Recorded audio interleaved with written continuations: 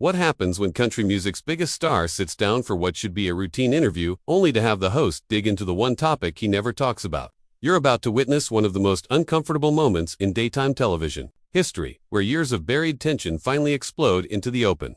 This is the story of how a simple question turned into a career-defining moment that nobody saw coming. Make sure to subscribe and drop a comment telling me what you think really happened here, because this conversation will leave you questioning everything you thought you knew about these two superstars. Kelly Clarkson adjusted her earpiece as Blake Shelton settled into the plush chair across from her on the brightly lit set. The audience was buzzing with excitement, phones already recording as the country superstar flashed his trademark grin. This was supposed to be easy, a friendly chat between two coaches who had shared years together on The Voice, promoting his new album, and maybe telling a few behind-the-scenes stories that fans would eat up. "Blake Shelton, everybody," Kelly announced to thunderous applause, her voice carrying that warm familiarity that had made her talk show such a hit. "It's so good to have you here. We've got so much to catch up on." Blake leaned back in his chair, completely at ease. "Always good to be here, Kelly. Thanks for having me. This place looks incredible, way fancier than that spinning chair setup we used to have." The audience laughed, and Kelly beamed. "Oh, don't even get me started on those chairs. I still have back problems from spinning around so much. But speaking of The Voice, I have to ask you something that fans have been dying to know about." Something in her tone shifted, just slightly, but Blake caught it. His smile remained fixed, but his eyes sharpened. "Shoot, you know I'm an open book." Kelly leaned forward, her expression becoming more serious. "There's been a lot of speculation over the years about what really happened during that last season we did together. The tension was pretty obvious on screen, and I think it's time we addressed the elephant in the room." Blake's jaw tightened, almost imperceptibly. "I'm not sure what you're getting at, Kelly. We had a great time working together. Always did." "Come on, Blake," Kelly pressed, her voice taking on an edge that the audience was starting to pick up on. "We both know that's not entirely true. There were some real issues behind the scenes, and I think our fans deserve to know what was really going on between us." The studio fell silent, except for the hum of cameras. Blake shifted in his seat, his good-natured demeanor beginning to crack. "Look, Kelly, I came here to talk about my music, not to rehash old drama that frankly doesn't exist." Kelly wasn't backing down. "But it does exist, Blake, and pretending it doesn't is exactly the problem.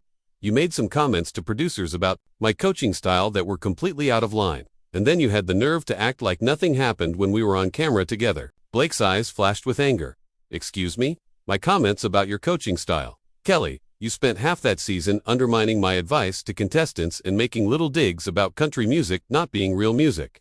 You want to talk about things that were out of line." The audience was dead quiet now, sensing they were witnessing something far more raw and real than the usual polished talk show banter. Kelly's cheeks flushed, but she pushed forward. "That is not what happened, and you know it. I was trying to help those kids find their own voice, not just turn them into Blake Shelton clones like you seem determined to do."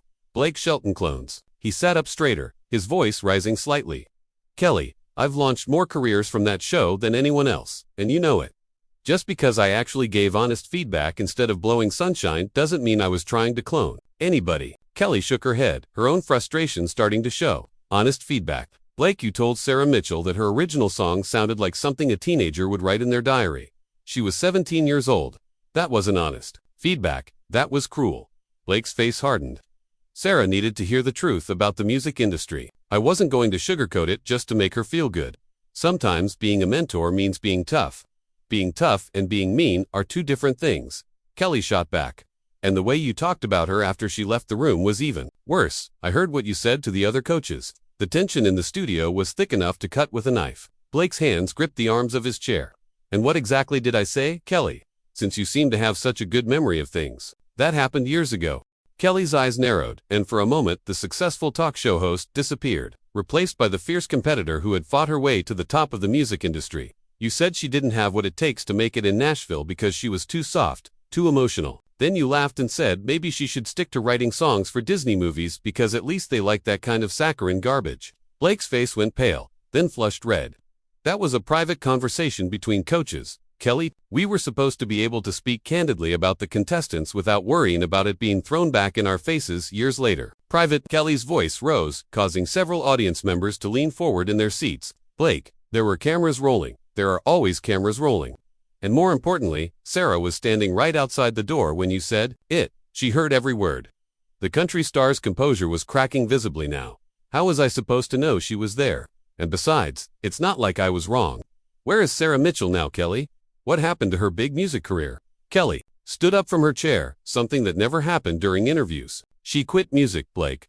Completely. A 17-year-old girl who had been writing songs since she was 8 years old gave up her dream because of what you said about her. She's working at a bank in Ohio now, and she hasn't touched a guitar since she left the show. Blake remained seated, but his voice was getting louder. That's not on me, Kelly, that's on her. If she couldn't handle one piece of criticism, then maybe she really didn't have what it takes.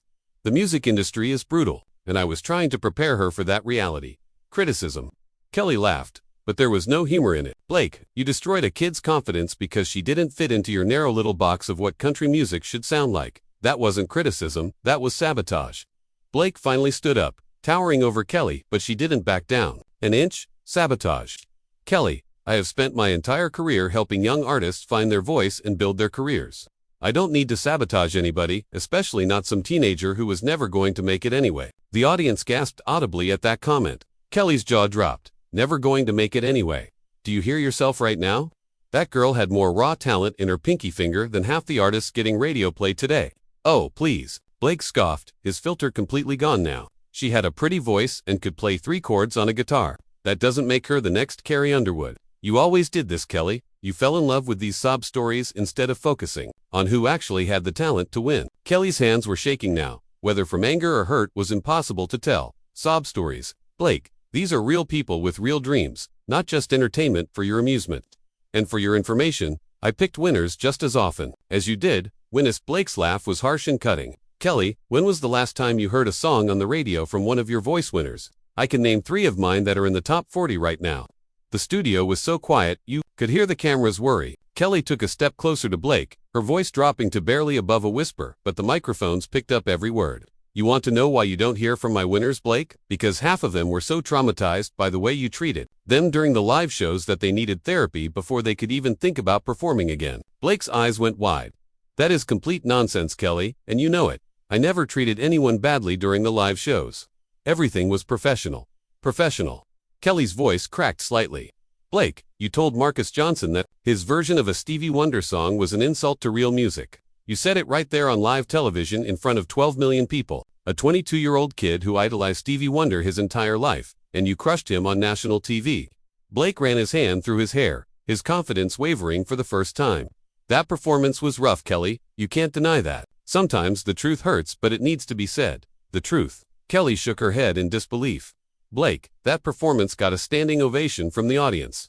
The only person who had a problem with it was you, and everyone knew why. Blake's body went rigid. And why was that, Kelly? Since you seem to think you know my motivations better than I do. Kelly hesitated for just a moment, as if she was about to cross a line she couldn't come back from. The studio held its collective breath, because Marcus was getting more attention than your contestant that week, and you couldn't stand it. You had to tear him down to build your guy up. The accusation hung in the air like a bomb waiting to explode. Blake's face cycled through several emotions: shock, anger, hurt, and finally settling on something cold and dangerous. That is the most ridiculous thing I have ever heard. I have never, not once in my entire career, tried to sabotage another contestant for my own benefit. Kelly crossed her arms, then explained to me why every time one of my contestants started getting momentum, suddenly you had something negative to say about them. Every single time, Blake. Maybe because your contestants had problems that needed to be addressed. Blake shot back. I wasn't going to pretend they were perfect just to spare your feelings or theirs. Spare my feelings. Kelly's composure finally snapped completely.